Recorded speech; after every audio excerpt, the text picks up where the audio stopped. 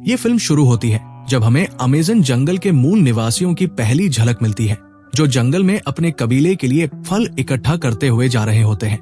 तभी वे एक बड़े समूह को मशीनों के साथ अपने जंगल को काटते हुए देखते हैं। इसके बाद सीन कटता है और हम अमेरिका में मुख्य किरदार जस्टिन से मिलते हैं, जिसे एक स्थानीय एक्टिविस्ट ग्रुप का सदस्य संपर्क करता है।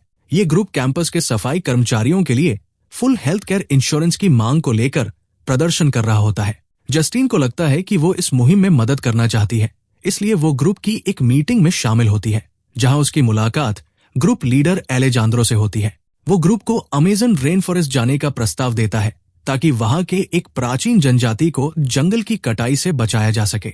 वो बताता है कि जो कंपनी ये कर रही है उसने एक स्थानीय मिलिशिया को हायर किया है ताकि वे कामगारों की सुरक्षा कर सकें और इलाके में प्राकृतिक गैस की खोज कर सकें। लेकिन दुर्भाग्य से इसका मतलब होगा कि वहां की जनजाति का नरसंहार कर दिया जाएगा। ग्रुप और जस्टिन इस मुहिम के लिए तैयार हो जाते हैं और एक योजना बनाते हैं कि वे पेरू जाएंगे और वहां विरोध प्रदर्शन करेंगे और इसे इंटरनेट पर लाइव स्ट्रीम करेंगे ताकि अधिकतम मीडिया अटेंशन मिल सके। ग्रुप पेरू पहुंचता है, एक छोटा विमान पकड़ता है और फिर एक नाव से अमेज़न रेन फॉरेस्ट के भीतर पहुंचते हैं। वहां पहुंचकर वे मजदूरों जैसे कपड़े पहनते हैं ताकि वे पहचान में न आए।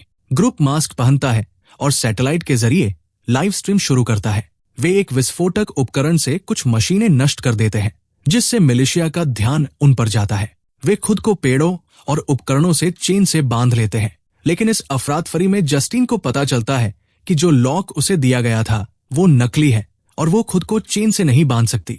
तभी उसे एहसास होता है कि एलेजांद्रो ने उसे एक मोहरे के रूप में इस्तेमाल किया है ताकि उसे ऑन कैमरा मरवाया जा सके और आंदोलन को और अटेंशन मिले।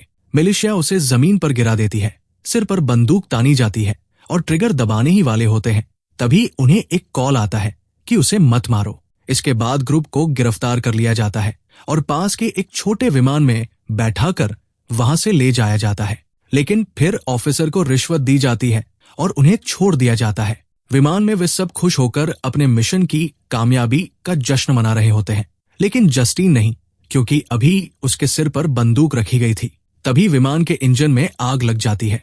वो ऊंचाई से गिरने लगता है और पेड़ों से टकराते हुए कई टुकड़ों में बंट जाता है।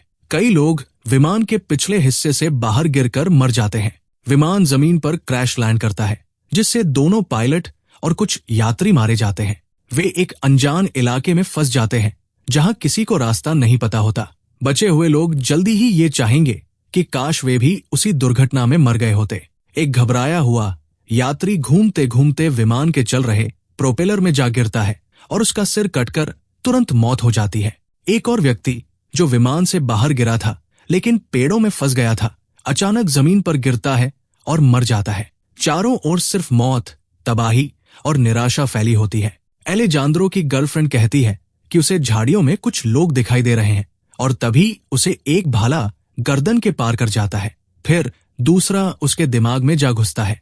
बाकी ग्रुप को तब तक बेहोशी के डार्ट्स मारे जाते हैं जब तक वे कुछ समझ पाते। होश में आने के बाद जस्टिन खुद को एक नाव पर पाती है जिसे जनजाति के लोग चला रहे होते हैं।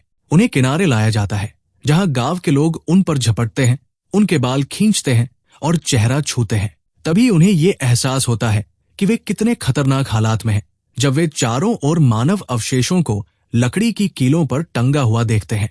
उन्हें गांव के बुजुर्ग महिला के पास ले जाया जाता है जो उन्हें जांचती है और फिर उन्हें पास के एक सुअर के बाड़े में कैद करने का आदेश देती है।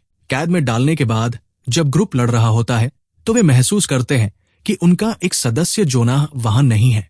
वे बाहर देखते हैं कि जोनाह को एक पत्थर पर लिटाया जा रहा है। जनजाति के लोग उसके हाथ पैर पकड़ते हैं और बुजुर्ग महिला उसकी आंखें निकाल कर खा जाती है, फिर उसकी जीभ काट कर खा जाती है। पूरा ग्रुप ये सब देखता रहता है, डर और सदमे में, कुछ भी नहीं कर सकते। फिर एक जनजाति का सदस्य उसकी बाहें और टांगे काटता है जब तक कि वो पूरी तरह अंगहीन हो जाता है। अंत में उसका सिर काटकर उसकी गर्दन से बहता खून पी लिया जाता है। कुछ समय बाद जनजाति की महिलाएं उसके कटे अंगों को साफ करती है, उन पर नमक लगाती है और उन्हें पकाने की तैयारी करती है। पकने के बाद वे पूरी बस्ती को उसका मांस परोसती है।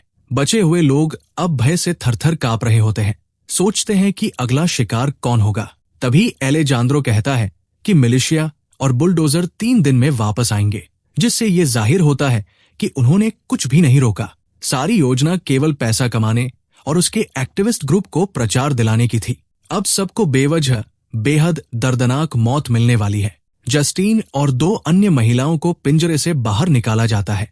उन्हें कपड़े उतारकर गांव की महिलाएं निरीक्षण करती हैं। बुजुर्ग महिला जस्टीन के पास आती है और एक तेज पत्थर से उसका निजी अंग चीरती है, ताकि ये देखा जा सके कि उसे जबरन खतना किया जाना चाहिए या नहीं। जस्टीन को एक झोंपड़ी में ले जाया जाता है और बाकी 2 महिलाओं को पिंजरे में लौटा दिया जाता है, जहां वे एक योजना बनाते हैं कि एक महिला किसी तरह ध्यान भटकाकर पास की नाव से भागने की कोशिश करे। बाद में जस्टीन को पिंजरे में वापस लाया जाता है। उसे याद नहीं होता कि उसके साथ क्या हुआ। फिर सबको खाने में जो मांस दिया जाता है उसे वे पोर्क समझते हैं, लेकिन जैसे ही एक महिला कटोरे के नीचे पहुंचती है, उसे उस लड़की की टैटू वाली खाल मिलती है जो भागने की कोशिश कर रही थी। समझते ही कि उसने अपनी दोस्त को खा लिया है, वो तुरंत कटोरा जमीन पर फेंकती है, उसका टुकड़ा उठाती है और खुद की गर्दन काट लेती है। बाकी ग्रुप हैरान और डर से भर जाता है। वे इस मौके का इस्तेमाल भागने के लिए करते हैं। कैदियों में से एक के पास गांजे की एक थैली होती है, तो वो उसे एक लकड़ी की मदद से मृत महिला के गले में ठूंस देता है, ये जानते हुए कि जनजाति के लोग जल्दी ही शव को ढूंढ लेंगे, उसे पकाएंगे और खा जाएंगे। एलेजांद्रो इस योजना को स्कूबी-डू योजना कहता है, लेकिन ये सच में काम कर जाती है और जो गार्ड्स उन्हें देख रहे होते हैं वे धीरे धीरे सोने लगते हैं। इसके बाद वे अपने शायद इकलौते मौके का इस्तेमाल करते हैं और पिंजरे से बाहर निकलने की कोशिश करते हैं।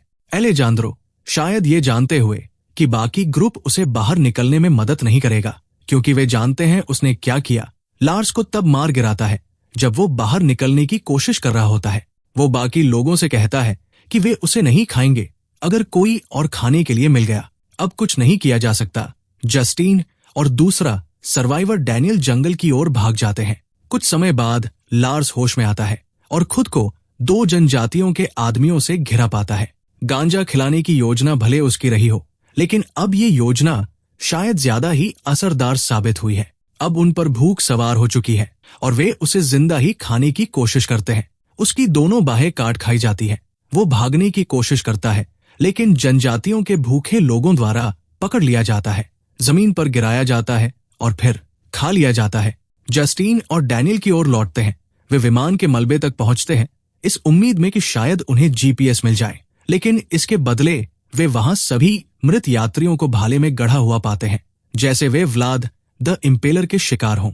उन्हें एक शव पर एक काम करता हुआ फोन मिलता है, लेकिन इसके पहले कि वे कुछ कर सकें, उन्हें दोबारा स्लिप डार्ट से शूट कर दिया जाता है और वापस गांव ले जाया जाता है। जस्टीन की आंख खुलती है डैनियल के करहाने की आवाजों के बीच, जिसे पीटा जा रहा होता है जब वो नग्न और बांधी हुई होती है। वे उसकी महिला जन्नांग विकृति के लिए तैयारी कर रहे होते हैं। वे डैनियल के शरीर पर किसी तरह का पदार्थ मल देते हैं, जिससे वहां सैकड़ों फायर एंट्स, आग जैसी जलन देने वाली चींटियां आ जाती हैं और उसके पूरे शरीर पर डंक मारती है। जैसे ही जस्टीन को काटने की प्रक्रिया शुरू होने ही वाली होती है, तभी गांव का एक सदस्य बुलडोजर ऑपरेटर का कटा हुआ सिर लेकर वापस आता है और बाकी जनजातियों को सतर्क करता है कि बाहरी लोग उनकी जमीन पर हमला करने वाले हैं। सब अपने हथियार लेकर युद्ध के लिए निकल जाते हैं। तभी एक छोटा लड़का, जिसने पहले जस्टीन में और उसकी नेकलेस में दिलचस्पी दिखाई थी, उसे उसकी रस्सियों से आजाद कर देता है।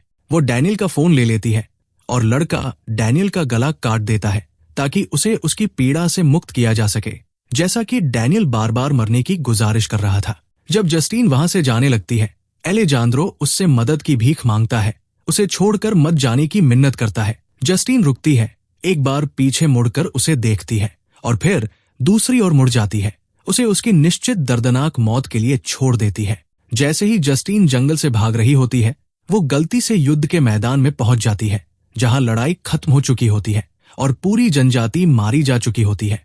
कुछ बंदूकधारी सामने खड़े होते हैं। ये स्पष्ट नहीं होता कि वे उसे बचाएंगे या उसकी जान लेंगे। वे उसे एक हेलीकॉप्टर में ले जाते हैं ताकि वो सुरक्षित घर वापस जा सके। अब हम जस्टीन को देखते हैं, जो खतरे से बाहर अमेरिका में होती है। वो एक कमरे में लोगों को बता रही होती है कि विमान दुर्घटना में उसके सभी दोस्त मारे गए और वो अकेली जीवित बची। एक अनजान जमीन में डरी सहमी भटकती रही। तभी जनजाति के लोग उसे बचाने आए, उसे आश्रय और भोजन दिया जब तक कि बुलडोजर वाले आए और उन सभी को मार डाला। इतनी यातना के बावजूद जस्टीन अपनी मूल नैतिकता पर टिकी रहती है। वो अमेज़न रेन फॉरेस्ट में अच्छा करने के इरादे से गई थी, वहां के लोगों की मदद करने के लिए। उसका असली मकसद उस प्राचीन जनजाति की रक्षा करना था जो एक विलुप्त होती जीवन शैली जी रही थी। उन्होंने केवल इसलिए हमला किया क्योंकि उन्हें लगा कि उन पर हमला हो रहा है। आखिरकार उनके जंगल में बाहरी लोग तबाही मचा रहे थे, सब कुछ तबाह कर रहे थे और बिना किसी दया के किसी भी मूल निवासी को गोली मार रहे थे। वे केवल वही कर रहे थे जो उन्हें जिंदा रहने और अपनी जाति की रक्षा के लिए करना जरूरी लगा। और जस्टीन ये सब समझते हुए, उनके पक्ष से सहानुभूति रखते हुए, वो असली सच्चाई किसी को नहीं बताती। अब हम उसे उसी पुराने डॉम में देखते हैं जहां से फिल्म की शुरुआत हुई थी, और खिड़की से बाहर देखती है जहां एक नया एक्टिविस्ट ग्रुप प्रदर्शन कर रहा होता है। लेकिन इस बार वे एलेजांद्रो के चेहरे वाली टी शर्ट पहने होते हैं। वो अब उनके आंदोलन के लिए एक शहीद बन चुका है। और फिर फिल्म समाप्त हो जाती है। देखने के लिए धन्यवाद।